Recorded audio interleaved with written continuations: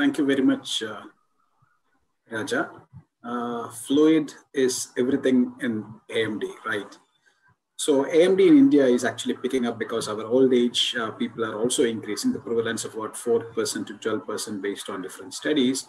Early AMD, there's about 20%, and late AMD, almost 2.25 to 2.3%.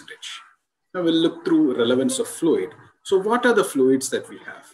One is intraretinal fluid, which is there in the red, then the subretinal fluid, which is there in the green, and then there's a pigment epithelial detachment. Below the pigment epithelial detachment is a sub-RPE fluid.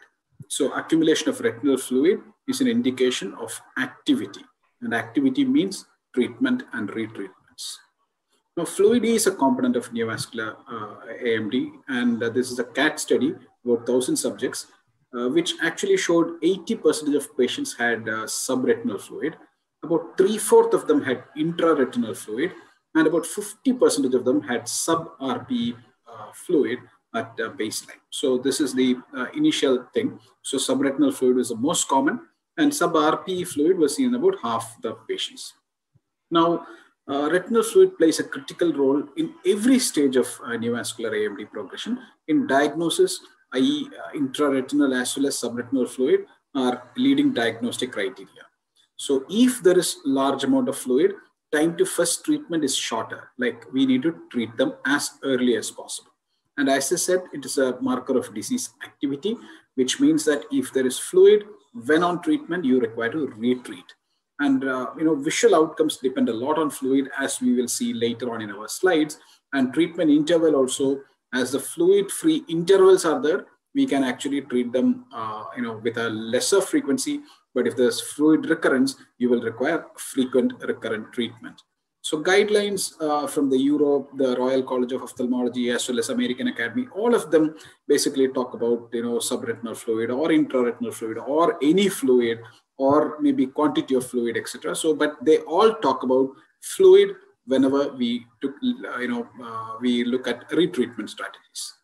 Now, in the real world also, where the number of injections are much less as compared to the clinical trial scenario, actually fluid drives the retreatment. Like these are the blue is the injection visits, and the gray is the non-injection visits. You can see there's a very high percentage of injection visits whenever there is intraretinal fluid or subretinal fluid as compared to the non-injection visits. So it's like this is the driver for re-injection. Now let us look at which of the retinal fluids among the three is more important. Now, there could be, whenever there is an intraretinal fluid or cyst, you can have a degenerative cyst or an exudative cyst. If there is a degenerative cyst, which are quite large, poorer visual acuity at, if it present at week 12, and the magnitude of effect is about 3 lines. If it is an exudative intraretinal fluid, if it is present at baseline, the visual acuity is poorer, and poorer visual acuity gains if it is present at baseline. And if there is a horizontal extension of the intraretinal exudative fluid, it correlates well with the visual acuity level. Subretinal fluid, on the other hand, better initial visual acuity will be there if it is present at baseline, but it is associated with higher retreatment needs.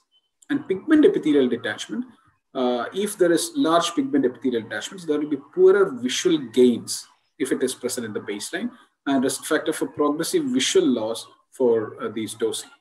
So if baseline intraretinal fluid is there is a negative impact on the best corrected visual acuity. And if there is residual or new intraretinal fluid or cysts which are present, worse visual acuity outcomes. Subretinal fluid, I said that baseline and residual SRF may have a little more better visual outcomes. And studies where SRF was tolerated, the vision trial, the fluid trial was basically, we're talking about that. The sub-RPE fluid, limited studies show the importance of sub-RPE fluid in neovascular AMD progression. Now, what is the long-term impact? Like these are patients who have been treated, and at the 8th month, if there is no fluid versus if there is fluid, there's a significant difference in terms of visual acuity of about 8 to 10 letters. So presence of fluid leads to visual acuity decline. Now, what are the fluid subtypes and the impact of these? Now, intraretinal fluid. So if it is present, as I said, if it is present, we have a negative impact on visual acuity, but the location is also important. If it is subfoveally located, intraretinal fluid, then it amounts to about 10 letters of decline in vision as compared to extrafoveal location, which is quite understandable. So if there is IRF at the foveal center, definitely visual acuity is a little worse.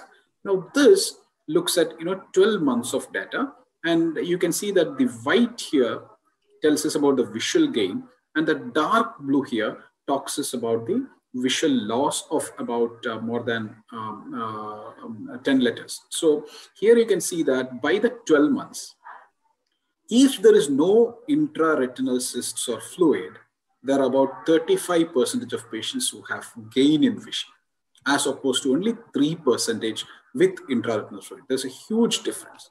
And if you look here, can you see my, yeah. So if you look here also, at 12 months, the drop in visual acuity is proportional to whether there is an intraretinal cyst at 12 months. So if there is an intraretinal cyst or fluid at the end of 12 months, there's a 55% people who have actually lost vision as compared to no fluid. There's a significant difference here. Now, what about SRF? It's the same type of graph. You can see the white here is the improvement of visual acuity, and the dark blue here is the loss of visual acuity. So presence of SRF by the 12th month, there is no significant difference here, 21 versus 30. There's a little bit of a difference only. Whereas loss of visual acuity, if the persistence of SRF, even with treatment, tells that there are about 40% of patients who lost visual acuity if there's persistence of SRF, as opposed to about 25% of patients. So intraretinal fluid here was more significant in terms of visual acuity improvement if it is not there, or visual acuity loss if it is there, as compared to the subretinal fluid. Subretinal fluid also, if it is persistent till month 12, there is significantly a chance of loss of vision, or if it is not there, there is an improved chance of increase in vision. Now, unresolved subretinal fluid leads to intraretinal fluid. In the fluid study, we try to tolerate about 100 microns of fluid. And as we tolerated, as we reached month 24, you can see that the the relaxed treatment arm had about double the intraretinal fluid as compared to the strict treatment arm. So strict treatment arm did not tolerate any fluid at all, and the relaxed treatment arm tolerated up till about 100 microns of fluid. So you can see that intraretinal fluid increase occurred in the second group. Absence of intraretinal fluid or subretinal fluid leads to better visual acuity, and this is more than 2 months of absence of intraretinal fluid, in which 5-letter gain is there. If there is less than 2 months intraretinal fluid or subretinal fluid are absent, then you have a 2-letter gain. So if this is the 3-month, another biomarker, quantitative biomarker, sub-RP area or sub-RP volume. So if the area or volume is significantly low, there is less chance of recurrence. Whereas if it is high, there is a high chance of recurrence over the next few months. That is also significant. Now, this is sub-RPE fluid. You can see that the visual gains are not so much different at 12 months, even if there is sub-RPE fluid or not. But if there is sub-RPE fluid at 12th month, actually there is a loss of about 50%, loss of about 10 lines, 10 letters in about 50% of patients. That's very significant as compared to 20% only in the other group. Now, as you know, we are being replaced slowly by deep learning and artificial intelligence. And you can see that these are the fluid which is manually picked up versus AI picked up, automated picking up. So you can see that activity, it's almost same. So AI or deep learning based decision to treat or not to treat is going to be coming up in the next few years. Now, this is about high disease activity and low disease activity and how this fluid is there. So this is the 25% of patients who had the highest activity, okay? Highest mean intraretinal fluid, 12 versus higher 10. And in that rest, you can see that it's only 0.4 and 0.3. So you can see the difference between the upper 25% and the remaining 75%. Like that, high SRF, this is the value, whereas you can see it is very, very low here. So the high disease activity patients, again here also high PED, about 420 microns, 440 microns. Here you can see 25 microns. That is the difference in high disease activity versus low disease activity. So these are all automated or AI-based algorithm to find out that IRF, SRF, and PED volumes are all relevant for visual acuity outcomes in Hawk as well as the Harrier. Lower level of any fluid was associated with better visual acuity outcomes, and IRF or recurrent SRF and PED were associated with progressive vision loss. Now let us look at whether fluctuations in thickness or fluid will have any functional visual disturbance.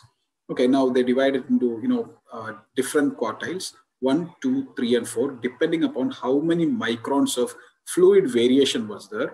And as you can see, lesser the fluid variation, like the first quartile, you can see this is the 10-letter improvement as compared to 2-letter improvement in the other. Okay, now less CST variability led to also fewer visits. And in summary, all retinal fluid is considered a disease.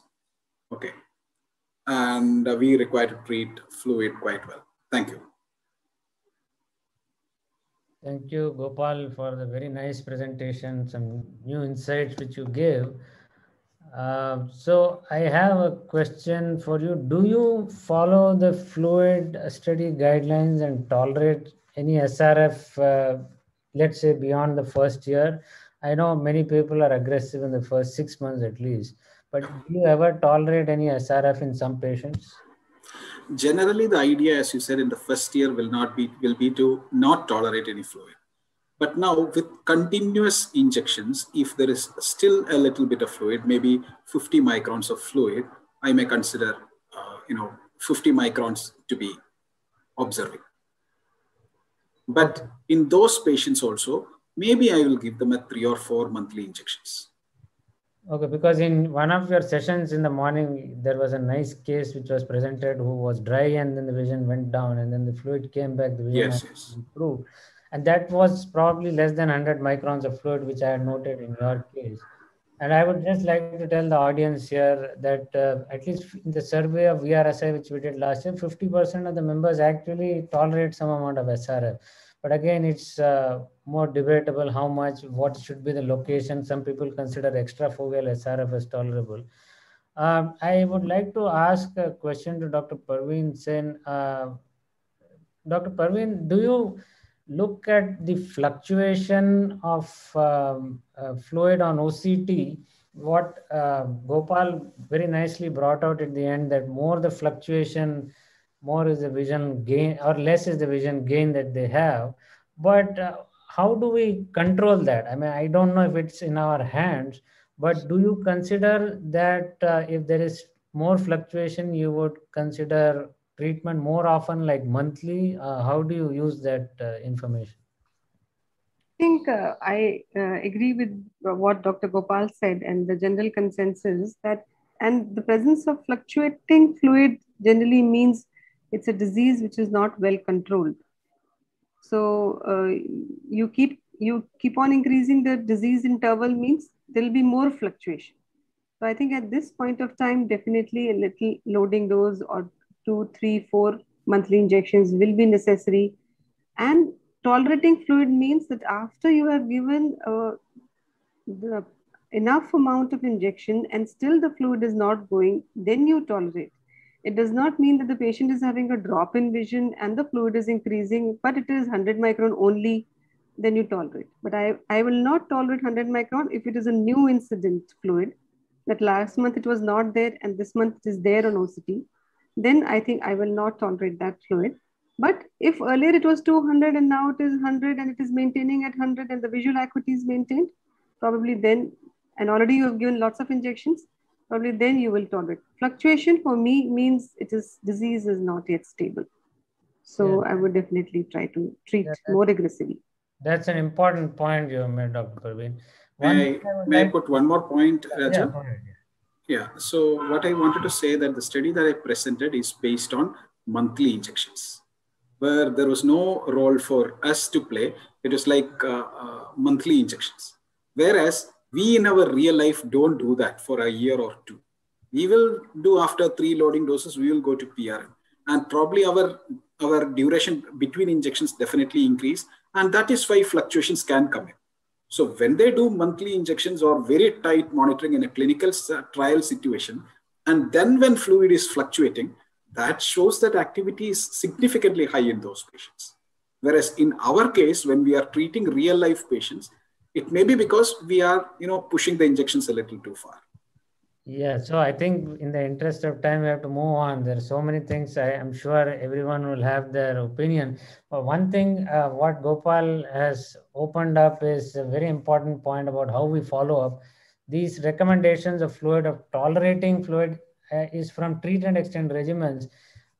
They don't tolerate at any time. Even if the macula is dry, you treat them. It's just a question of following the extension, even if you have a little bit of fluid, but you still inject those